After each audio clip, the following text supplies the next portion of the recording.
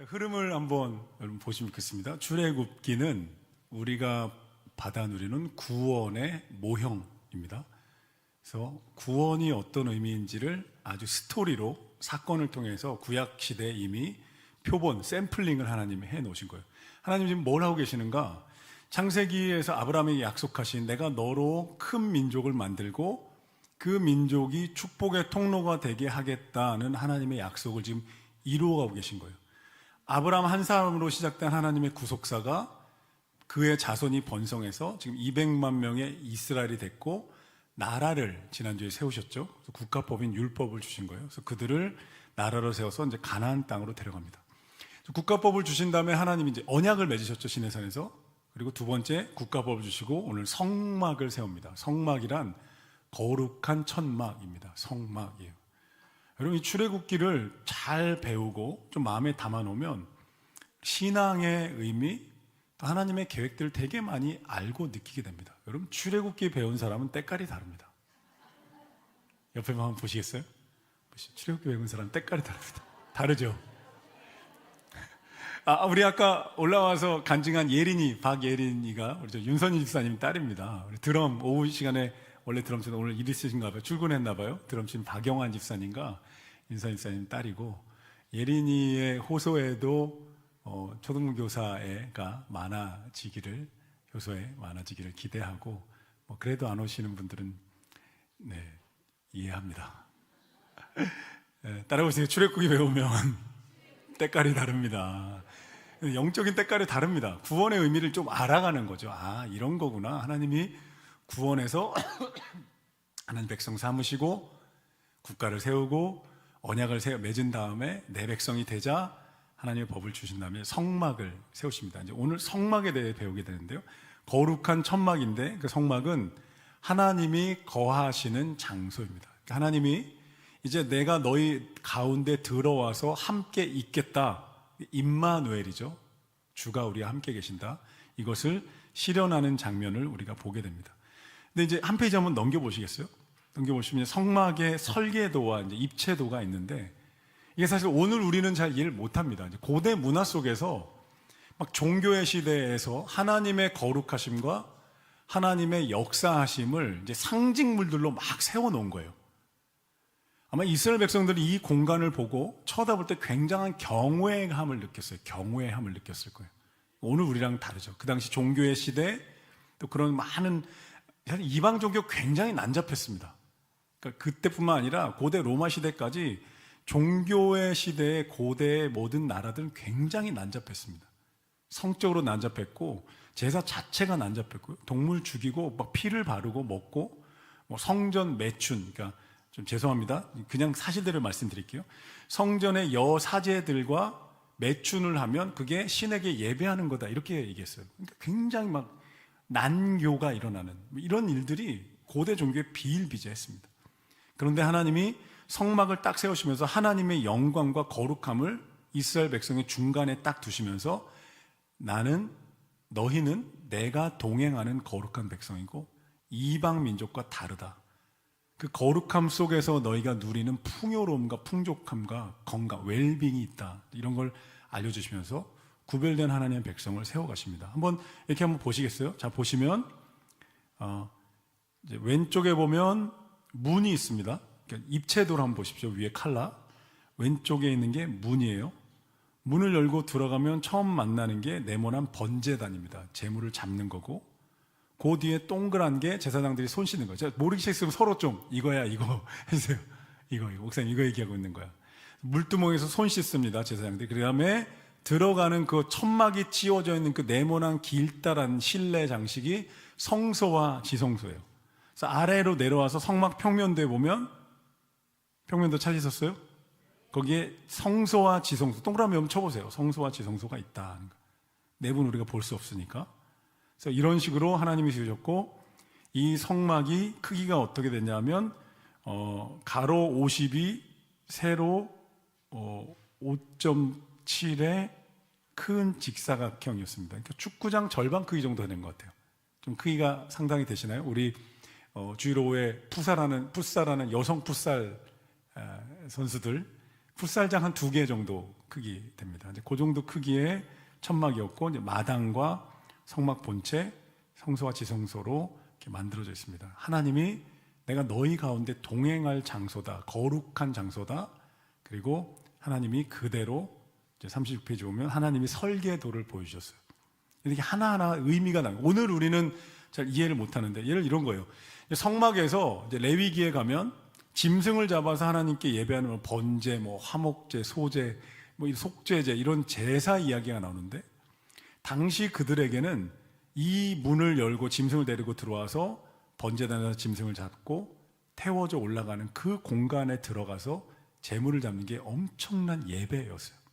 하나님의 임재를 경험하고 죄사함을 경험하는 이런 예배. 오늘 우리는 좀 공감이 안 되죠. 근데 우리 오늘의 예배는 이제 구약 성경의 두 번째 예배 스타일이 시편과 역대상에 가면 다윗의 장막 예배는 찬양의 예배입니다. 말씀이 선포되는. 그래서 오늘 우리 예배는 다윗의 장막 예배가 비슷하고요. 유대인들의 요즘 이제 회당에 안식일 예배 가면 이 두 가지를 함께 드립니다. 그래서 짐승을 가져가서 잡기도 하고, 그리고 유대인들 특유의 춤이 있습니다. 모자, 빵떡 모자 쓰고 유대인들이 우리하고 좀 뭐 주의 자비가 내려해요 뭐 이런 것처럼 이렇게 춤추면서 이렇게 예배를 드립니다. 여호와는 선하시다, 여호와는 인자하시다, 야훼를 찬양하라 이러면서 이렇게 희생 제물과 춤추며 찬양하는 예배를 드립니다. 요거 조금 감이 올 수 있도록 영상을 하나 제가 찾았는데, 한 5분짜리 영상입니다. 한번 보시면 황 목사님 혼자 방송실에 있네요. 이덕 목사님 오늘 이 일 가서, 예, 우리 황석 집사님 한번 박수 한번 쳐주시겠어요? 방송실에 지금 6주째 계속 섬기고 있는데, 우리 이제 성막에 대한 영상인데 한번 보시겠습니다. 조금 이제 뭔지 자세히는 몰라도 뭔가 이렇게 감은 좀 잡히시나요? 그냥 이 성막, 그러니까 전체 이제 성막의 성소 뜰 이렇게 위에 주변에 기둥들로 이제 경계가 있고, 그다음에 이제 성소라고 하는 덮개가 덮인 길다란 게 절반 나눠서 앞에는 성소, 거룩한 장소, 홀리플레이스, 그 뒤에는 지성소, 홀리 오브 홀리, 가장 거룩한 곳이라 대제사장만 1년에 딱 한 번 들어가는 법궤가 있는 곳을 이제 지성소라고 하는 거예요. 간단하게 그냥 오늘 우리의 신앙에 적용해 보면요, 이 성막 그냥 통째로 무엇을 상징할까요? 누구를 상징해요? 성막은 통째로? 우리의 답은 누구예요? 예수 그리스도입니다. 예수 그리스도와 그분의 말씀. 그러니까 이스라엘 백성들의 중심에 성막을 하나님이 눈에 보이는 걸 딱 두셨다면, 오늘 우리 신앙의 중심, 교회의 중심 중앙에 뭐가 있는 거예요? 예수님의 십자가와 하나님의 말씀이 있는 거예요. 할렐루야. 그런데 고대 이스라엘 백성들에게는 이제 눈에 보이는 그런 종교의 시대였기 때문에 더 경외감을 일으키는, 눈에 잡히는 뭔가 필요했던 거고, 오늘 우리에게는 십자가의 복음이 완성된 다음부터는 십자가와 하나님 말씀이 우리 중심에 딱 들어와서 우리가 함께 동행할 수 있는 것들이 주어집니다. 한번 보실게요. 37페이지 조금 기물들을 조금씩 의미를 한번 살펴볼게요. 38페이지 넘어오겠습니다. 성막 기물들의 의미, 이제 한 9개 정도의 기물들이 있는데, 의미는 사실은 결론적으로는 다 예수님을 향합니다. 다 예수님의 의미를 담고 있는데요, 한번 살펴볼게요. 바깥들의 문을 열고 들어갑니다. 문은 이렇게 화려합니다. 청색, 자색, 홍색, 흰색으로 물들인 세마포입니다. 뭐 청색은 왕권, 자색은 뭐 주권, 홍색은 피, 흰색은 거룩함, 뭐 이런 것들을 상징하는 화려한 문이 있는 거죠. 하나님의 영광과 주권을 상징합니다. 당시에 상상해 보세요. 한번 200만 명이 막 광야를 지금 막 여행하고 있는 거예요. 쫙 막 텐트를 치고 있겠죠. 짐승들이 있고, 우리 저 지난주 영상 본 것처럼 막 이런 가운데 중앙에 거룩한 텐트의 성막이 딱 있는데, 첫 문에 굉장히 화려한 고가에, 당시에 구하기 힘든 염색천들로 문을 화려하게 만든 거예요. 하나님의 영광을 상징하는 거죠. 하나님께 들어가는 이 문은 예수님을 상징하고, 예수님이 내가 양의 문이고 나로 말미암지 않고는 아버지께로 갈 수 없다고 하셨잖아요. 예수님이 문입니다. 이 문을 통해 우리는 하나님께로 나아갑니다. 자, 이제 바깥들의 문을 열고 들어가면 그 마당에 번제단이 제일 눈앞에 있습니다. 이거 굉장히 중요한 영적 의미가 있는데요, 우리가 교회를 문을 열고 딱 들어갔을 때 번제단에서 예수님의 십자가의 희생, 십자가의 죄사함과 십자가의 구원을 통해서 하나님을 만나는 거예요. 아멘. 번제단에서 죽으신 어린 양 되신 예수 그리스도가 우리의 신앙의 출발이고 결론이고 하나님께 나가는 길이고 하나님의 최종적인 계시입니다. 이것을 상징하는 거예요. 문을 딱 열고 들어가면 번제단이 나오는데 번제단에서는 짐승을 잡아 죽여요. 그래서 이제 레위기에 가면 태우기도 하고 자르기도 하고 곡식을 하기도 하고 이러면서 하나님께 제사를 올려드립니다. 그게 번제단이에요. 교회에 와서 우리가 하나님을 만나고 신앙생활할 때 가장 첫 번째 문은 예수 그리스도의 십자가입니다. 십자가입니다. 여러분, 십자가 외에는 우리의 신앙을 자랑할 수도 없고 검증할 수도 없고 다른 종교들과 비교할 수도 없어요. 그냥 뭐가 진리냐? 온 세상에 다 진리라 그러죠. 종교의 전쟁의 시대입니다. 수많은 무신론부터 과학기술부터 뭐 진화론부터 뭐 뉴에이지와 뭐 힌두교와 신천지와 다 쫙 종교 시장에 나와 있잖아요. 뭐가 진짜예요? 뭐가 다 진짜라죠. 제가 좀 열받는 게 이거 영상 찾아보다가요, 울산 신천지교는 어떻게 예배 드리는가 뭐 이런 영상이 올라와 있는 거예요. 와, 화가 너무 나가지고 유튜브 속으로 들어갈 뻔했는데, 뭐 이제 당당하게 막 이제 신천지 막 활동을 하는 거예요. 막 통일교도 마찬가지죠. 뭐 내가 뭐 대통령을 점지했다 이러면서. 상상해 보십시오. 자, 종교의 시장에 수많은 종교들이 나와 있는데 다 자기네가 맞다 그러잖아요. 뭐 문선명가 뭐 그 무슨 학자죠? 그분 뭐 자기가 뭐 재림 메시아고 뭐 이렇다고. 이만희가 뭐 새로운 재림 메시아. 다 누가 진짜냐? 우리가 내밀 수 있는 카드, 최종적이고 결정적이고 구별되는 유일한 카드는 예수 그리스도의 십자가입니다. 아멘. 이거 십자가입니다. 십자가 왜 넣는 거예요? 자기 백성을 위해서, 우리를 위해서 하늘 영광 버리고 이 땅에 내려와서 거기서 십자가라는 처절한 죽음에게까지 자기를 내어주신 그 희생과 사랑, 진짜 자기의 목숨을 내어준 진짜 하나님의 이야기는 세상 어디에도 없는 거예요. 세상 모든 거짓 신들은 다 재물을 요구합니다. 니네가 바치라는 거예요. 우리 주님은 어떻게 하시죠? 내가 준다는 거예요. 할렐루야. 내가 재물이 돼서 너희를 위해 내가 죽을 테니 너희는 살아라 하는 거예요. 세상의 거짓 종교는 니네가 죽어서 너가 내가 가진 거 다 가져오면 내가 봐줄게 이렇게 되는 거예요. 쫙 나눠집니다. 십자가의 진짜 하나님과 인간이 만들어낸 거짓 종교들 쫙. 그럼 십자가만이 우리 신앙의 가장 시금석이고 진리인 줄로 믿습니다. 십자가에서 나를 위해, 그게 우리 신앙의 출발점이고요. 신앙의 모든 여정에도 십자가인 거예요. 로마서 8장에 보면 우리가 어떤 상황에 처하든지, 때로는 하나님이 내게 멀리 있는 것 같고 고통 가운데 있고 손을 떼신 것 같은 그런 의심과 고난의 광야의 시간을 지날 때에도 우리가 그때 어떻게 하나님을 신뢰하고 선하시다고 우리가 고백할 수 있는가? 로마서 8장의 사도 바울이 이렇게 고백하는 거예요. 자기 아들을 아끼지 않고 내어주신 하나님이 어떻게 다른 걸 아끼시겠는가? 그게 상상이 되나요? 부모님들, 내 자식을 어떻게 죄인을 위해 내줘요? 내어주신 하나님이 어떻게 우리를 향한 사랑을 끊어요? 어떻게 우리를 돌보시지 않는다고 말해요? 어떻게 손을 떼시는 거예요? 전혀 그럴 수 없다는 거예요. 그렇다면 지금 우리가 겪는 모든 어려움과 고난에 하나님의 돌보심과 뜻이 있다. 이걸 섭리이고 고난에 대한 우리 그리스도인들만의 해석입니다. 십자가로 해석하는 거죠. 세상엔 그런 게 없어요. 무당에게 가보십시오. 무당에 갈 때 이 고난에는 뜻이 있어. 이 고난에는 뭔가 선한 것이 나올 거야. 견뎌봐 이러지 않죠. 무조건 돈 내서 굿하자 이렇게 되는 거죠. 고난의 의미를 묻는 것은 기독교 신앙의 십자가밖에 없어요. 예수님이, 하나님이 나를 위해 먼저 고난 당하셨기 때문에 그 고난 가운데 우리를 구원할 수 있고, 우리의 고난을 하나님이 함께 하셔서 결국 마침내 하나님 뜻을 이루신다는 그 시금석도 십자가예요. 할렐루야. 할렐루야. 십자가가 우리 신앙의 전부인 줄로 믿습니다. 자, 제물을 잡은 다음에 옆에 물두멍이 있는 거예요. 그러면 제사장들이 손을 씻어 정결케. 영적인 의미가 있습니다. 하나님께 나아가는 제사장들은 깨끗하게 주님의 은혜로 세례를 상징하는 거죠. 그래서 그것을 통해서 깨끗하게 하고 하나님께 나갑니다. 자, 여기가 이제 마당에 있는 거예요. 그림을 한번 떠올려 보세요. 마당에 있고, 이제 그렇게 번제단과 물두멍을 지나면 이제 성소가 나옵니다. 이게 이제 4.59m짜리의 실내 공간이에요. 긴 공간입니다. 공간이 반으로 뚝 잘라서 앞부분이 성소입니다. 홀리 플레이스, 성소예요. 그 휘장을 딱 열고 들어가면 여러분 보시겠어요? 처음에 떡상이 나옵니다. 떡상의 위치는 오른쪽 들어가서 오른쪽에 떡상이 나오죠. 떡은 12개가 올려져 있고, 보통 이 기물들은 조각목과 금으로 만들어집니다. 조각목은 40페이지 보시겠어요? 평범하지만 강한 인간됨을 상징하고, 금은 하나님의 거룩하심을 상징하는 거예요.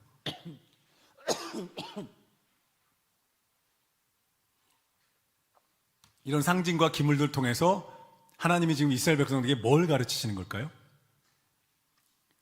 하나님의 영광과 하나님의 경외함을 가르치는 거예요. 이방의 신들과 다르다는 거예요. 이방의 헛된 거짓 신들과 속이고 잡신들, 그런 다르다는 거예요. 하나님은 영광과 거룩하심을 가르치시는 곳이 바로 성소입니다. 떡상은 12개의 떡이 있습니다. 의미는 12지파, 이스라엘이 하나님 앞에 항상 있다, 이런 것을 먼저 가르치는 거고, 예수님으로 해석하면 생명의 떡이 되신 예수 그리스도를 상징하고 성찬식을 상징하기도 합니다. 그 다음에 왼쪽 편에 보면 성소에 들어간 거예요. 지금 성소에 딱 들어가면 오른편에 떡이 있고 왼쪽에 금초대가 있어요. 되게 메노라라고 부르는데요, 히브리어로 되게 유명합니다. 금초대. 그래서 교회들 보면 이렇게 금초대, 7 금초대가 요한계시록에 나오거든요. 7 금초대 사이를 거니시는 인자 같은 이가 예수님이거든요. 금초대가 올려져 있는 강대상들 많죠. 그래서 이것은 순금 하나님의 거룩함, 그리고 이 금초대의 특징은 살굿꽃 모양 되어 있다는 거예요. 41페이지. 살굿꽃은 이스라엘에서 가장 먼저 피는 꽃이고요, 이 살굿꽃의 발음과 의미가 깨어 있다는 의미예요. 그래서 하나님이 금초대에 불을 밝히듯 이스라엘 민족을 항상 돌보신다. 하나님은 시편 121편에 졸지도 않고 주무시지도 않고 우리를 돌보신다. 할렐루야, 할렐루야. 하나님은 너를 지키시는 자라, 이런 것입니다. 7촛대, 7은 충만함과 완성을 의미하는 거죠. 하나님의 완전한 임재가 있다, 이런 걸 가르치는 거예요. 되게 상징적으로 계속 백성들을 가르치고 계신 거예요. 내가 하나님이고 내가 너야. 구름 기둥과 불 기둥이 광야에서 지켰죠. 그러니까 구름 기둥과 불 기둥이 쫙 아침 저녁으로 타오르고 성막에서 막 놀라운 하나님의 기운이 뿜어져 나오는 이런 것들을 이스라엘 백성은 지금 눈으로 경험하고 있는 거예요. 그러니까 오른쪽에 떡, 왼쪽에 금초대, 성소 들어갔는데 그 다음에 앞에 분향단이 있습니다. 향을 태워 올리는 거예요. 이것도 조각목과 순금으로 인간됨과 하나님의 강함을 의미하죠. 42페이지 넘어볼게요. 그래서 이 향은 제사장이 아침과 밤마다 들어가서 분향해서 하나님께 올려야 했어요. 멈추지 않는 예배를 의미합니다. 저지난주 우리 찬양대 찬양 제목이 나의 예배는 멈추지 않아, 이렇게 됐죠. 멈추지 않아. 나의 예배는 멈추지 않아. 말릴 생각하지 마. 나의 예배는 끝까지 가는 거야. 할렐루야, 할렐루야. 이 향을 계속 아침 저녁으로 타오릅니다. 이게 이제 신약으로 오면 성도의 기도를 상징하죠. 요한계시록 5장에 보면 성도들이 기도했을 때 천사가 기도를 향단에, 이렇게 금향로에 담아서 하나님께 가지고 올라갑니다. 사랑하는 성도 여러분, 여러분의 기도는 하나도 땅에 떨어지지 않습니다. 아멘? 떨어지지 않습니다. 기도는요, 하나님이 다 받으셔서 하나님이 이루십니다. 아멘? 우리 기도는 그러는 거예요. 제가 기도에 대해서 요즘 정리한 게 있어요. 기도의 축복은 3가지다라는 거예요. 하나는 상황이 변화되는 거죠. 우리의 기도의 대부분이 거기에 초점이 가 있는데요, 사실은 이 부분은 조금 하나님께 맡겨야 될 필요가 있어요. 왜냐하면 상황의 변화는 하나님이 좀 일하실 시간이 필요합니다. 사람의 연약함, 사람의 악함, 사람의 간절함, 자유의지, 이런 게 섞여 있기 때문에 상황, 사람, 내가 기도하는 대상들, 이런 상황이 변화되려면 시간이 좀 필요해요. 하나님께 시간을 드려야 돼요. 그래서 너무 낙심하면 안 돼요. 여러분, 하나님 반드시 때가 되면 일하시는 줄로 믿습니다. 하나님의 때가 있다. In His time, in God's time. 하나님의 때가 있다는 걸 좀 믿고 기다려야 돼요. 그래서 여러분, 믿음은 기다림으로 완성되는 거예요. 기다림이 빠질 수가 없어요. 하나님의 주권과 인간의 모든 의지들이 이게 통합적으로 일하면서 상황이 변할 때까지 우리는 기도를 멈추지 말아야 돼요. 한번 따라해 보시겠어요? 기도를 멈추지 말아야 합니다. 말씀하면서 인사하겠습니다. 기도를 멈추지 말아야 합니다. 한 번 더요. 하나님 반드시 일하십니다. 아멘. 상황 변화. 그래서 여기에다만 기도를 다 걸면 낭망합니다. 왜냐하면 내가 원하는 때에 잘 안 되거든요. 하나님의 주권이 있죠. 인간의 악함과 자유의지가 있죠. 막 이 복합적인 요소 가운데 하나님이 일하시는 거예요. 사람의 마음을 막 설득하고 감동하시고 상황을 바꾸시는데 때로는 즉각적으로 열릴 때도 있어요. 문이 열리고 사람이 막 변화됩니다. 우리 지난주에 나왔던 것처럼 방황하던 한 형제가 예배에 나오면서 막 새 마음을 주셔서 하나님 믿어야 되겠다, 교회 나와야 되겠다, 막 이런 마음으로 지금 안 와 있는데, 지난 금요일에 그 등록한 형제가 이제 여자친구, 또 교회 안 나오던 여자친구를 데리고 교회에 온 거예요. 근데 지난주 금요일 설교 본문이 뭐였냐면 아나니아와 삽비라가 헌금 잘못 드려서 그 자리에서 죽는 장면이었어요.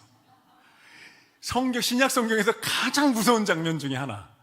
요한계시록의 뭐 재앙 말고요. 그것도 근데 하필 그 본문인데 완전 등록한 지 한 주 된 회복된 형제, 그리고 전도하고 싶은 여자친구 딱 앉아있는데 너무 설교가 힘든 거예요. 하나님 그런 분이 아니라고 막 말해주고 싶은데 어떡하든 수습했는데 아까 만나서 인사하면서 제가 하나님 그런 분 아니에요. 이거 진짜 최고 어려운 본문을 지난주에 와서 두 사람 때문에 나 힘들었다고 웃으면서 얘기했는데요.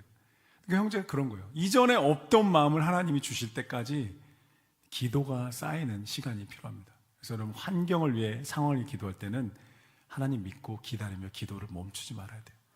여러분 누가복음 18장에 그 과부, 강청하는 과부의 기도를 보면 믿고 낭망하지 말 것을 예수님 말씀하시고 때가 있다는 거죠. 근데 그거 말고 즉각적으로 우리가 반드시 누려야 되는 기도의 축복이 두 가지가 되는데, 하나는 첫째는 내 속사람이 강건해지는 거예요. 아멘. 기도하는 사람들은요 속사람이 강건해질 수밖에 없어요. 왜요? 내 언어가요 지금 내가 막 부르짖어 기도한 언어가 다 하나님에 대한 소망에 대한 것, 능력에 대한 것, 하나님의 위대하심에 대한 것을 계속 막 30분 한 시간 내가 막 고백하는 거예요. 그러면 내 안에 연약함과 두려움과 낙심들이 슥 낮아지는 거예요. 힘을 잃어요. 할렐루야. 이 기도의 힘이에요. 그리고 성령이 내 안에 막 새 영과 새 마음을, 기도하러 왔다가 돌아가는 발걸음이 달라지는 거죠. 상황은 그대로인데 요한일서 4장 4절에 내 안에 계신 하나님이 크신 분이구나. 하나님 나 사랑하시지, 성령이 힘 주시지, 이번 한 주간도 또 살아가자. 아멘. 이게 속상한 강건함, 이거 받아야 됩니다. 기도하면. 두 번째는 하나님과의 친밀함이에요. 기도하면 하나님과 친해집니다. 왠지 가까워요. 하나님 왠지 내 옆에 계신 것 같아요. 할렐루야. 왠지 나를 도우시고 사랑하시는 게 느껴져요. 이 두 가지 응답은 즉각적으로 받는 거예요. 상황과 환경은 하나님께 믿고 기도를 멈추지 말아야 되는 거죠. 이 분향단이 이제 성도의 기도를 상징한다는 거예요. 하나님께 올라갑니다. 자, 분향단, 딱 이제 이게 건물이죠. 마당을 지나서 성소에 가서 휘장을 여니까 성소에서 여기 이제 뭐 금초대와 떡과 분향단을 본 거예요. 그 다음에 또 하나의 휘장이 있습니다. 여기를 열고 들어가면 이제 지성소라고 부르는데 Holy of Holy, 가장 거룩한 곳이고 대제사장 혼자 1년에 딱 한 번 들어가고 거기에는 뭐가 있냐면 법궤가 있습니다. 언약궤 이제 다음에 나오는데, 그래서 그 휘장이 가림막하고 있는 거예요. 휘장 7번 보십시오. 그래서 거기에 딱 한 번만 들어갑니다. 대제사장이 언제 들어가냐면요 7월 14일에 대속죄일에 한 번 딱 들어갑니다. 그게 뭐냐 하면 나중에 레위기에 나오는데, 대속죄일이 뭐냐면 이 성막과 성소가 백성들의 죄를 사해서 제물을 통해서 하나님과 만날 수 있는 통로가 되는 거예요. 그런데 1년에 한 번 뭘 하냐면 이제 백성들의 죄를 사하는 거 말고 이 성막 자체를 거룩해 하는 날을 정해요. 제가 뭐가 제일 적절한 예일까 하면 떠올려 봤는데 이런 거예요. 세탁물을 계속 돌리다가 1년에 한 번 세탁통을 세척하는 날이 있죠. 이해가 되십니까? 세탁물 말고, 옷 말고 세탁기를 청소해야 되는 날이 있잖아요. 너무 지저분하면 업자 불러야 됩니다. 여러분 통 꺼내 보셨어요? 통 뒤쪽이 진짜 지저분해요. 업자 번호 제가 연결 진짜 지저분해요.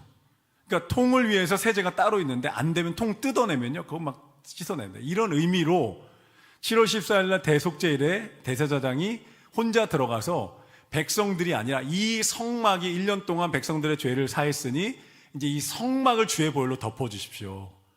말하자면, 저로 치자면 우리 성도들을 위해 기도하가 어느 날 이 중심에 나와서 무릎 꿇고 하나님 이 교회를 정결케 하십시오.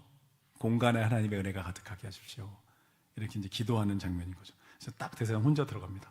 밑에 40페이지 밑에 보면 의미는, 휘장은 예수님의 육체를 상징합니다. 굉장히 의미 있는 장면이 예수님 십자가 죽으신 날 나오는데요. 십자가에서 숨이 멎는 순간에 성전에 있던 이 휘장이 찢어집니다. 무슨 의미냐면 대제사장 혼자 들어가던 이 하나님의 임재를 누구나 들어갈 수 있게 됐다는 거예요.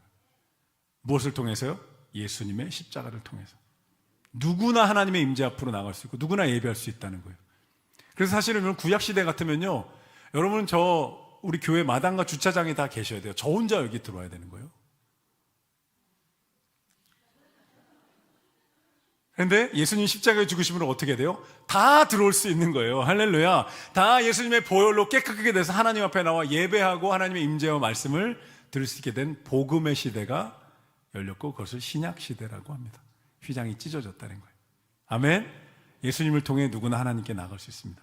자, 43페이지에 지성소 안에 들어가면 언약궤가 있습니다. 우리 들어봤죠? 법궤, 증거궤인데 다 조각목과 순금입니다. 그리고 특별한 건 그의 뚜껑. 자, 보십시오. 천사가 마주보고 있는 뚜껑이 있죠. 어딘지 보이세요? 그 뚜껑을 시은소라고 부릅니다. 시은소. 은혜, 베풀 시자. 은혜가 베풀어지는 곳. 히브리어로 카포렛, 덮개.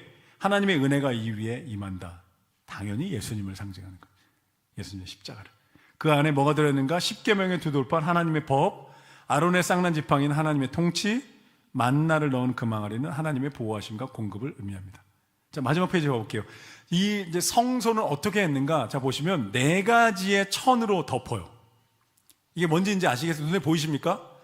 큰 성소 뜰 말고 이제 성소, 9m, 4.5m짜리 긴 성소와 지성소로 이루어진 그 건물, 작은 실내 건물은 네 가지 덮개로 덮는데, 처음에 두 가지 덮개는 천입니다. 그 천이 뭐냐면 수놓은 덮개, 염소털로 만든 흰 천입니다.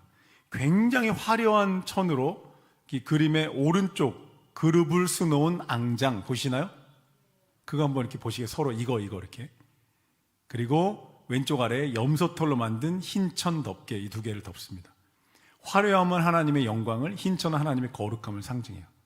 이렇게 덮습니다. 그런데 광야를 지나니까 비바람과의 방풍과 방수를 해야 되니까 그 다음에 세 번째, 네 번째는 가죽으로 덮었어요. 붉은 물들인 수양의 가죽, 해달의 가죽, 비싸고 좋은 것들이에요. 가죽으로 덮어서 방풍과 방수를 하게 됩니다. 자, 의미 마지막, 실용적인 차원에서는 굉장히 아름다웠다는 거예요. 백성들이 아마 건너보면서 자신들이 일상적으로 겪어보지 못한 굉장히 화려하고 영광스러운 성소를 보게 됩니다. 그리고 방풍과 방수를 하죠. 영적으로는 하나님의 거룩하심을 의미하는 거예요. 한번 상상해 보세요. 성소에 처음에 딱 들어가면 촛대가 있기 때문에 밝아요. 근데 휘장이 내려졌고 지성소를 딱 열면 깜깜합니다. 아무것도 없어요. 근데 유대인의 전승에 의하면 법궤 위에 시은소에 항상 하나님의 영광의 빛이 비쳤고, 대제사장은 그걸 보았다. 이렇게 아무도 못 봤어요. 영광이 항상 영광의 빛이 임하고 있었다는 거예요.